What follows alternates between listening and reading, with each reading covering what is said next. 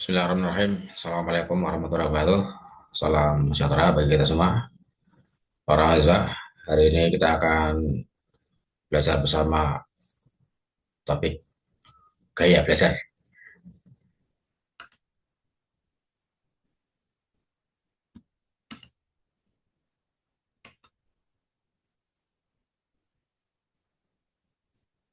Ya, gaya belajar statistik ya.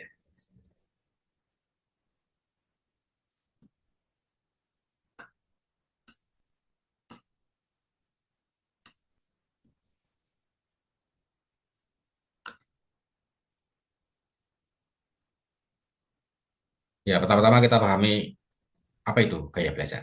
Nah, ini saya kutip dari pendapat beberapa ahli ya. Misalnya dari Nasution ini, gaya belajar adalah cara yang konsisten yang dilakukan oleh seorang siswa ya dalam menangkap simulasi atau informasi, cara mengingat, berpikir, dan memecahkan soal. Ini menurut hasil Nasution ya. Kemudian menurut Bobby DePorter dan Mike Ernaki, gaya belajar adalah kombinasi dari bagaimana individu dalam menyerap, mengatur, dan mengolah informasi. Sementara dari W.S. Winkel, ini gaya belajar adalah cara yang khas bagi siswa. Nah, ini pendapat para ahli ya. Nah, dari berbagai pendapat itu dapat kita pahami bahwa gaya belajar itu adalah preferensi atau kecenderungan, ya, sikap atau kebiasaan individu ya, dalam menyerap, mengolah, dan mengatur informasi ya, untuk memperoleh pengetahuan dan keterampilan. Ya, eh, makna sederhananya atau ringkasnya ya, cara belajar siswa ya. Ya, setiap individu memiliki cara belajar tersendiri ya, dan bisa beragam cara atau gaya belajarnya ya. Namun demikian biasanya ada cara atau gaya belajar yang paling dominan ya, ada yang dominan dari uh, masing-masing individu dalam gaya belajarnya. Ya, ini gambaran singkat ya tentang gaya belajar ya, secara pengertian ya. Nah, kemudian mengapa ini kita penting belajar, kita pelajari ya, apalagi kita calon pendidik ya. Nah, mengapa penting mempelajari uh, gaya belajar ya, atau apa pentingnya kita paham terhadap gaya belajar ini, atau urgensi ya. Nah, bagi guru, gaya belajar ini penting dipahami karena dengan memahami gaya belajar maka akan bisa mengakomodasi ya, kebutuhan peserta didik ya. Sehingga peserta didik ini akan bisa belajar lebih efektif dan optimal. Jadi siswa itu memiliki kebutuhan tersendiri ya dalam belajarnya ya, termasuk kebutuhan cara belajar atau gaya belajar. Masing-masing siswa memiliki gaya belajar sendiri sehingga kebutuhan untuk diakomodasi gaya belajar itu juga menjadi penting bagi guru ya. Ya, sehingga dengan memahami berbagai gaya belajar ini, ya, guru diharapkan nanti akan dapat memenuhi ya, mengakomodasi ya kebutuhan peserta didik terkait dengan gaya belajarnya. Sehingga ya ada apa di kelas misalnya ya, itu tidak ada siswa yang merasa tidak merasa ya tidak terpenuhi ya, terakomodasi gaya belajarnya ya, merasa ya kebutuhannya tidak dipenuhi ya dalam hal gaya belajar. Semua siswa satu kelas itu diharapkan ya terpenuhi dalam hal gaya belajarnya. Nah, dengan memahami gaya belajar, maka guru akan lebih mudah, lebih efektif ya memilih strategi belajar ya. Dengan memahami gaya belajar siswa satu kelas ya, itu nanti kira-kira strategi pembelajaran yang akan dipilih yang bagaimana, yang dapat memenuhi kebutuhan siswa ya, akan gaya belajarnya. Jadi strategi belajar apa yang tepat ya, yang relevan ya dengan gaya belajar yang dimiliki oleh siswanya di suatu kelas tertentu. Kemudian guru akan lebih mudah menyediakan lingkungan belajar yang mendukung ya. Dengan gaya belajar yang dimiliki oleh para siswa itu, kira-kira lingkungan belajar yang diperlukan itu yang bagaimana? Yang mendukung ya pemenuhan kebutuhan siswa ya, akan gaya belajar tadi. Lingkungannya bagaimana? Lingkungan sekolah ya, lingkungan kelas ya, itu diciptakan yang bagaimana ya, dikondisikan seperti apa ya, sehingga dapat memenuhi ya gaya belajar siswa. Kemudian dengan dipenuhinya gaya belajar siswa ini, siswa juga akan merasa percaya diri ya di dalam belajar ya. Dia akan merasa puas ya, karena gaya belajarnya terpenuhi ya, terakomodasi ya, tidak merasa uh, dikucilkan ya, karena memiliki gaya belajar masing-masing beragam ya. Nah, semuanya merasa dipenuhi, terpenuhi ya. Nah, dia akan percaya diri ya dengan gaya belajarnya dipenuhi oleh guru ya. Nah, akan merasa enjoy ya, senang ya, puas ya dalam belajar ya. Itu dari sisi siswa ya. Kemudian juga siswa akan lebih mudah menyerap materinya karena materi yang disampaikan oleh guru itu sesuai dengan gaya belajarnya ya. Gaya belajar siswa terpenuhi, terakomodasi ya, sehingga dia akan lebih mudah menyerap materinya sesuai dengan gaya belajarnya. Sehingga penguasaan materi juga akan lebih optimal ya, karena disesuaikan dengan gaya belajar siswa. Ini urgensi ya, atau pentingnya kita memahami gaya belajar. Nah, kemudian kita masuk ke gaya belajar siswa. Ini para ahli mengklasifikasi ya gaya belajar siswa ya. Ada setidaknya ada tiga gaya belajar siswa ya. Nah, nanti akan kita pelajari juga beserta implikasinya dalam pembelajaran. Konsep fisiologis dari gaya belajar siswa tertentu itu nanti bagaimana dalam pembelajaran. Sebaiknya guru bagaimana ya dengan gaya belajar siswa yang seperti itu. Nah, gaya belajar pertama adalah visual. Gaya belajar siswa yang suka dengan mengamati. Siswa suka menggunakan indera kelihatannya ya dalam belajar. Ia akan mudah menyerap pembelajaran ya dengan menggunakan indera penglihatannya, gaya visual ya. Nah, ya, siswa dengan gaya visual ini memiliki ketertarikan yang tinggi ya terhadap sesuatu yang dia lihat ya, ya berupa gambar ya, grafik ya, peta konsep ya, plot atau alur-alur ya, atau ilustrasi visual lainnya. Jadi sesuatu yang bersifat visual dia suka dan dia mudah menerima, dia mudah menyerap ya. Terus juga video ya yang dia lihat ya, dia tonton ya, itu akan memudahkan dia untuk menerima ya, mempelajari sebuah materi. Ini kayak visual ya. Jadi lebih mudah memahami dengan gambar, warna, diagram, dan video ya. Nah, implikasinya dalam pembelajaran adalah nanti pembelajaran itu akan apa ya relevan ya dengan kebutuhan gaya belajar visual ini ya, dengan beragam bentuk yang grafis. Guru mengajar dengan bahan-bahan materi yang penuh dengan atau ya ada di situ ya unsur gambarnya ya, unsur grafisnya ya. Ya bisa grafik, bisa tabel ya, bisa bagan-bagan gitu ya, sesuatu yang bersifat grafis ya.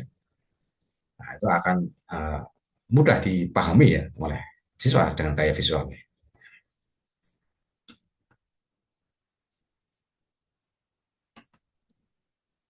Wah ini contoh ya, siswa dengan gaya belajar visual ya. Ya, jadi kalau dia uh, mempelajari materi yang berupa grafik, misalnya ini kan gambar ya, dilihat ya, dicermati ya, diamati ya, nah, dia akan mudah menerima ya, mudah memahami ya. Ini gaya belajar visual ya.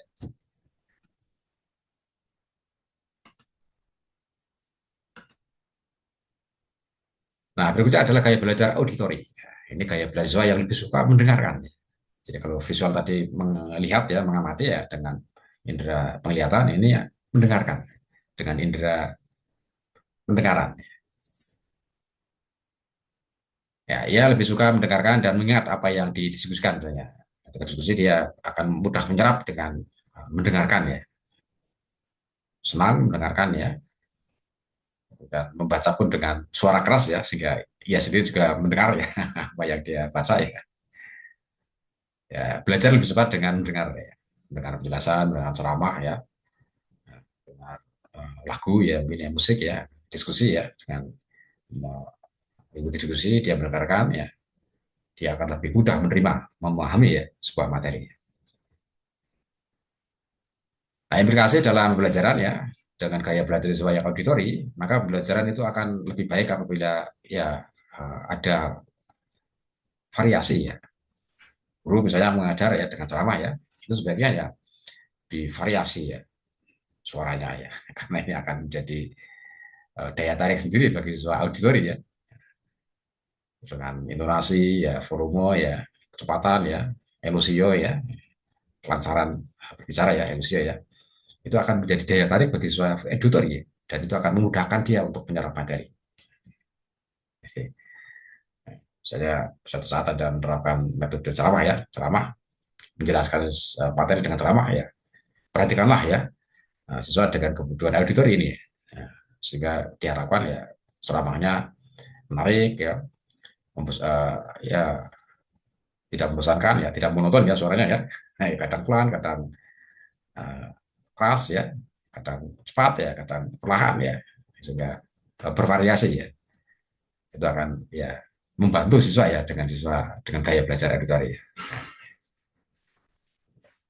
Ya, kalau perlu berulang ya, menjelaskan materi berulang ya, karena dengan diulang, sering diulang ya, maka siswa auditor ini akan ya semakin melekat ya, di dalam dirinya yang materi yang dia pelajari ya. Ya kadang-kadang siswa dengan auditor ini juga ya kalau baca bu ya, itu ya dengan bersuara ya, dan suara nyaring ya, sehingga dia pun sendiri mendengar ya. Nah, atau siswa diminta untuk membaca dengan suara nyaring ya. Ini akan ya mengakomodasi kebutuhan siswa dengan gaya belajar auditori.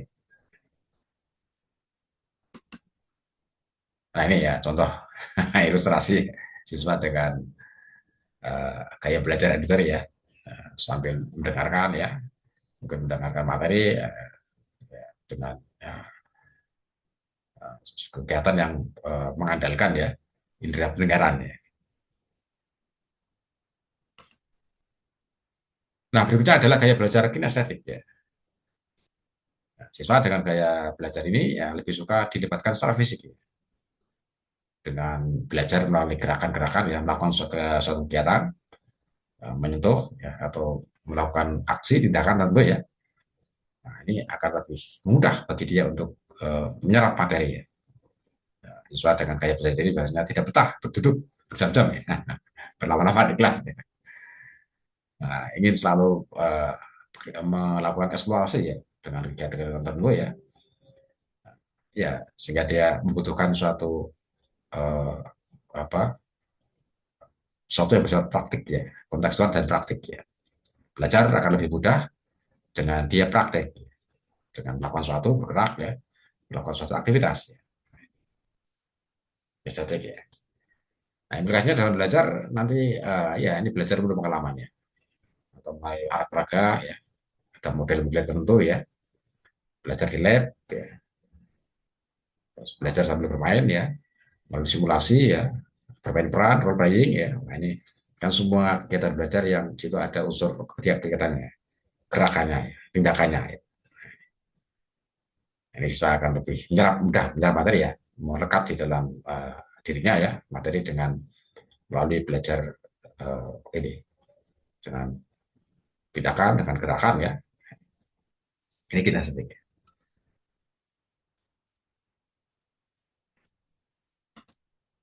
Nah, ini ilustrasinya ya, misalnya ya seorang belajar ya sambil melakukan gerakan-gerakan itu ya, ini sambil apa ya, prestasi saya ya, prestasi tentang materi ya toh.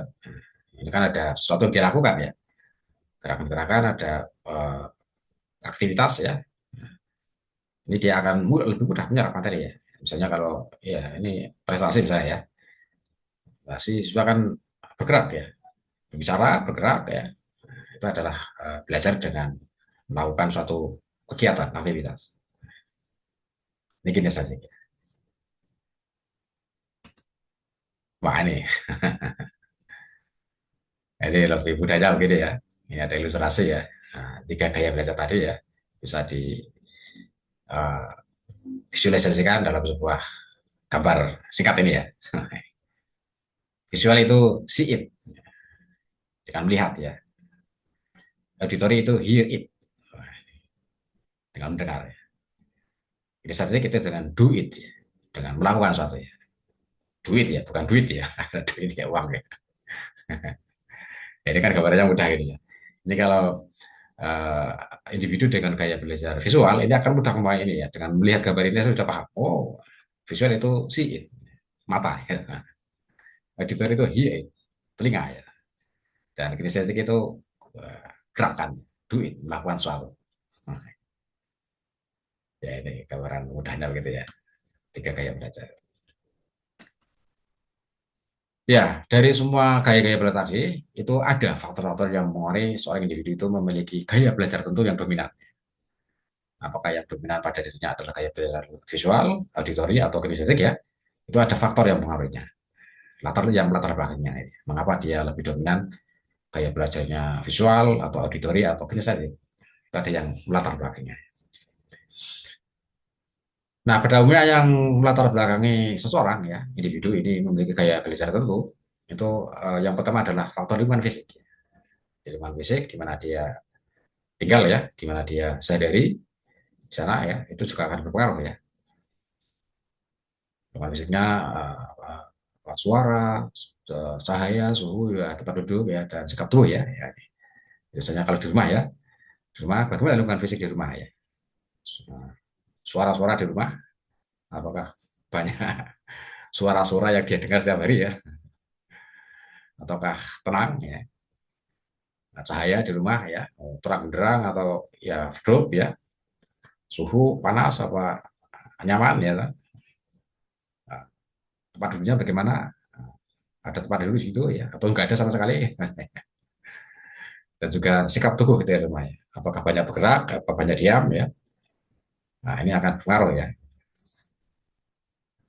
ya misalnya di rumah ya, itu dia sering mendengar banyak suara ya, suara-suara yang dia dengar ya, artinya dia di rumah, di lingkungan fisik di rumah atau di luar rumah ya, sekitar rumahnya ya, itu dia banyak menggunakan indera pendengarannya. Nah, ini akan menjadikan dia memiliki kebiasaan itu, ya. Kebiasaan menggunakan indera mendengar ya. Sehingga itu juga akan mempengaruhi gaya belajar. Karena sehari-hari itu lebih banyak aktivitas mendengar, maka ya gaya belajar dengan mendengar itu akan lebih mendominasi dia. Atau di rumah, wah nggak ada tempat duduk ini. Mau belajar, duduk di kursi, meja nggak ada ya. Akhirnya keluar rumah ya. Banyak melakukan aktivitas di rumah ya. Atau ya di rumah mungkin ruangnya kurang leluasa ya untuk dia bergerak ya, akhirnya keluar rumah ya, di luar banyak rumah sehingga ya banyak melakukan kegiatan di luar rumah ya, sehingga akhirnya yang mendominasi gaya belajarnya adalah gaya belajar kinestetik ya, dengan melakukan gerakan-gerakan atau tindakan-tindakan ya. Jadi faktor lingkungan ya, kemudian juga faktor kebutuhan emosional ya, faktor emosional bukan maksudnya emosi aneh ya, tapi kebutuhan psikis ya, psikis ya, emosional ya. Ini biasanya akan menjadi kunci ya, uh, seseorang menyerap informasi ya, atau mengolah informasi ya, di dalam memorinya ya. Nah, misalnya ada dorongan psikis, dorongan emosional bahwa dia ingin terpacu, berprestasi. Dan itu akan mendukung dia untuk menyerap informasi atau ide ya. Sehingga dia banyak mencari informasi, ya ini juga akan berpengaruh terhadap gaya belajarnya. Dia mencari informasi dari mana? Juga besar dari mana? Apa dengan mendengarkan, apa dengan membaca ya, apa dengan melakukan sesuatu. Nah, itu akan juga akan berpengaruh terhadap gaya belajarnya. Nah, ternyata dalam misalnya dia mengejar prestasi tertentu, dia banyak lakukan dengan membaca ya, menurut gambar-gambar ya, itu akan berpengaruh terhadap gaya belajarnya. Sehingga dia menjadi dominan gaya belajar visualnya misalnya.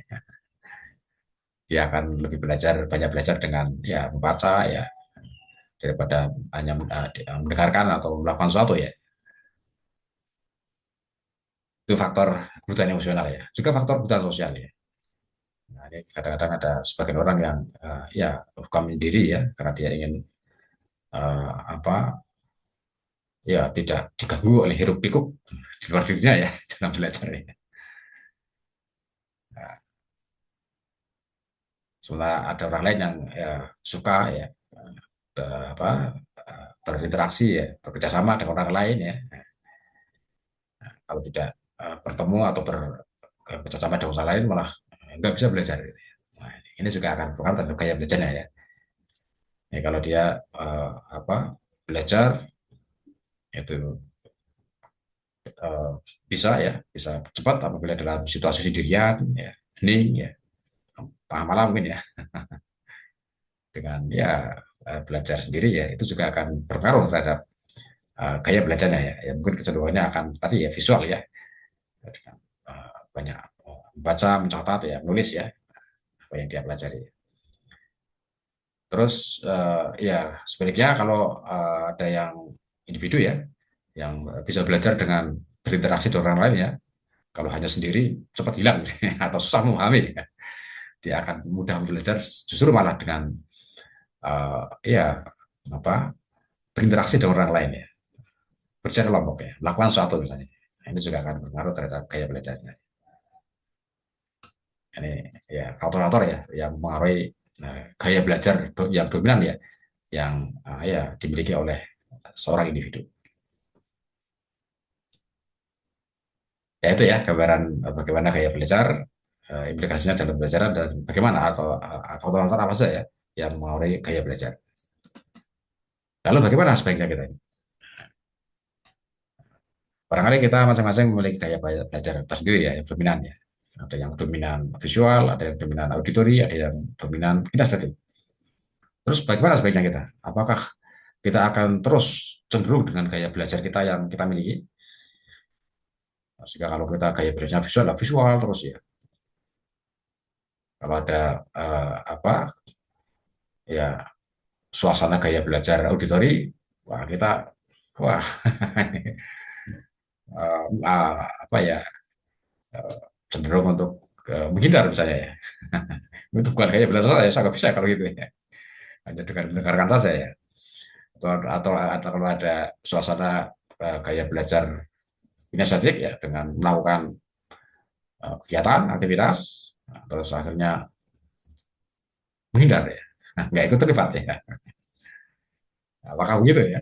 Sebaliknya, kalau kita punya apa gaya belajar auditori ya, ada suasana belajar visual, waduh ya harus mencermati, mengamati. Ini saya nggak mau misalnya. Atau gaya belajar kita kinestetik ya, wah ada kegiatan belajar atau suasana belajar auditori, waduh ini kok ya mendengarkan ya, mendengarkan saja ya, atau melihat saja ya, ya mengamati saja ya. Wah saya nggak mau ini, sehingga menghindar ya, atau begitu. Ya, sebaiknya kita itu meskipun masing-masing kita punya gaya belajar yang dominan ya di antara ketiganya, tapi sebaiknya kita juga tetap ya uh, menyesuaikan diri ya dengan gaya belajar yang bisa jadi tidak sama ya dengan gaya belajar yang dominan kita. Artinya kita tetap berusaha untuk mengembangkan diri ya dengan gaya belajar yang lain yang juga harus bisa kita ikuti. Adaptatif terhadap gaya belajar yang mungkin bukan gaya belajar dominan kita ya. Sehingga setiap ada suasana gaya belajar, kita bisa mengikuti ya. Sekalipun tidak sepenuhnya ya, karena ya bukan gaya belajar dominan kita, tapi kita bisa mengikuti. Kita bisa beradaptasi. Sehingga gaya belajar kita adalah gaya belajar yang ya tidak hanya satu gaya belajar ya, bisa punya gaya belajar yang ganda ya, punya banyak gaya belajar. Semakin punya banyak gaya belajar. Meskipun satu gaya belajar yang dominan, tapi gaya belajar lain juga kita bisa mengikuti. Kita adaptatif terhadap gaya belajar yang lain. Sehingga dengan itu ya, dengan berbagai gaya belajar yang bisa kita ikuti, maka ya kita akan semakin banyak menyerap informasi dengan berbagai gaya belajar ya. Dari berbagai gaya belajar ya. Itu akan semakin mengoptimalkan ya hasil belajar kita. Nah, itu ya kira-kira gambaran ya. Jadi nanti kalau guru pun begitu ya di kelas itu ya sebisa mungkin bisa ya uh, mengakomodasi gaya belajar siswa ya. Semuanya bisa terakomodasi. Siswa semuanya terpenuhi uh, gaya belajar ini ya. Tidak ada merasa yang terkucilkan ya, terpinggirkan ya. Uh, semuanya merasa terpenuhi. Itu diperlukan strategi ya, model metode pembelajaran ya yang bisa mengakomodasi berbagai gaya belajar. Nah, ini akan kita pelajari nanti ya di mata kuliah strategi belajar mengajar ya. Itu ada ya, bagaimana nanti guru mengakomodasi berbagai gaya belajar siswa melalui model, metode, media, dan seterusnya ya. Ya, kita harap saya ya untuk bahasan kita tentang gaya belajar ya. Ya, mudah-mudahan bermanfaat bagi kita. Kalau ada kekurangan, saya maaf. Wassalamualaikum warahmatullahi wabarakatuh.